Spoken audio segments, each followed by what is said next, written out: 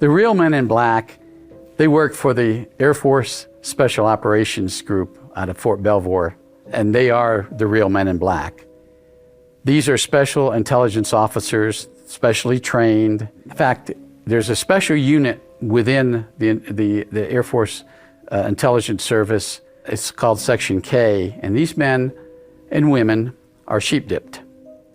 And sheep-dipped means that they're military, they discharge them from the military, they make them civilians, and they bring them right back into their same job. The reason they do this is because they don't have to follow the military protocols, the dress and grooming standards, and they can operate freely, more freely, outside the military channels.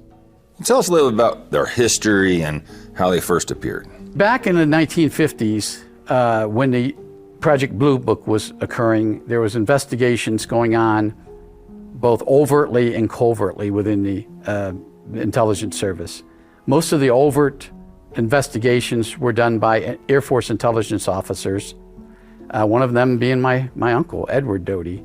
And they would go out and ask questions, collecting overt information about UFO sightings. And then there was a secretive part of the Air Force Intelligence Service.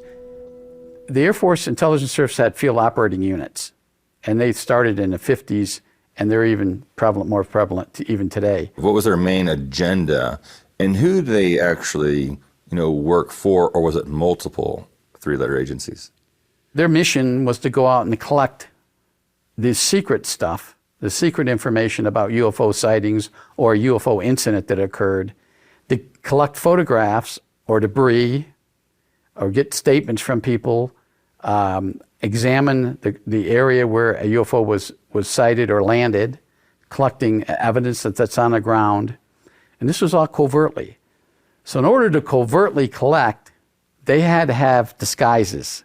And these guys were experts in disguises. Some of them were acting as plumbers, air conditioning repair people, telephone repair people outside a normal chain. They could easily talk to people. For instance, one incident that happened in Watertown, New York. These MIBs came out as electricians because of an incident that happened west of the community of Watertown, New York, in upstate New York. And this was in the 60s. The Project Blue Book investigators had already been there and collected information. But the two people that actually saw this UFO and took pictures, they wouldn't share anything with the Air Force investigators. So the Air Force sent in these two men who were posing as electricians, but they were the men in black. And although they weren't dressed in black, they were acting as this covert operating team. And they were able to talk to these people in a normal, everyday contact and ask them, hey, did you see something last week? Was there some kind of a UFO incident? Well, these people opened up to these two, and they obtained the photographs that the Air Force wanted. At what point in a mission do they actually show up? They come later. They come after the initial investigative team arrives. Either Project Blue Book investigators, or after that, the investigators that arrived on scene to collect the evidence or interview the witnesses to this. And then, depending on what information that the initial investigative team obtains, then the MIBs come in. Now, the story is that the MIBs are always there at every scene or every incident, and that's not true. These guys come in on legitimate sightings. They come in and get the real important stuff that the initial investigative team didn't get.